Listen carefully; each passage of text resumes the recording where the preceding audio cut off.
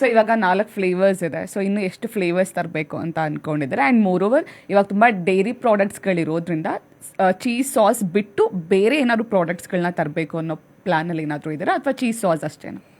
Main ರೀಟೇಲಲ್ಲಿ cheese sauce ಒಂದೇ focus ಮಾಡ್ತಿರೋದು. ಇನ್ನು ಬರುತ್ತೆ ಸ್ವಲ್ಪ ದಿನ, ಒಂದು 6-7 ತಿಂಗಳಾದಮೇಲೆ ನ್ಯಾಚುರಲ್ ಚೀಸ್ ಹೇಳಿದ್ನಲ್ಲ, ಎಮೆಂತಾಲ್ ಗೂಡ, ಫ್ಲೇವರ್ಡ್ ಚೀಸು, ಫ್ಲೇವರ್ಡ್ ಪನ್ನೀರು ಅದೆಲ್ಲ ಟ್ರೈ ಮಾಡ್ತಾಯಿದ್ದೀವಿ. ಚೀಸ್ ಸ್ಪ್ರೆಡ್ ತರಿಸ್ತಾ ಇದ್ದೀನಿ ಇದೇ ಕಾನ್ಸೆಪ್ಟಲ್ಲಿ. ಚೀಸ್ ಸ್ಪ್ರೆಡ್ಗಳು ಒಳ್ಳೆ ಫ್ಲೇವರ್ಸ್ ಹಾಕಿ ಒಳ್ಳೆ ಏನೋ ಸೇಮ್ ಇಂಗ್ರೀಡಿಯೆಂಟ್ಸ್ ಆ ಥರ ಟ್ರೈ ಮಾಡ್ತಾ ಇದ್ದೀನಿ. ರೀಟೇಲ್ಗೆ ಇವಾಗ ಸದ್ಯಕ್ಕೆ ಫೋಕಸ್ ಇರೋದು ಸಾಸಲ್ಲೇ. ಯಾಕಂದರೆ ಈಗ ಬ್ಯಾಂಗ್ಳೂರು ಬಿಟ್ಟು ನಾವು ನೆಕ್ಸ್ಟು ಈ ವಾರದಿಂದ ಮುಂಬೈ, ಚೆನ್ನೈ, ಹೈದ್ರಾಬಾದ್ ನವಂಬರಲ್ಲಿ ಕವರ್ ಮಾಡ್ತಾ ಇದ್ದೀವಿ. ಸೊ ಅದೇ ಇದೊಂದೇ ಸಾಕಾಗುತ್ತೆ. ಬಟ್ ನಮ್ಮದು B2B ಪನ್ನೀರು, ಚೀಸು ಅದೆಲ್ಲ ಹೋಗ್ತಾ ಇದೆ.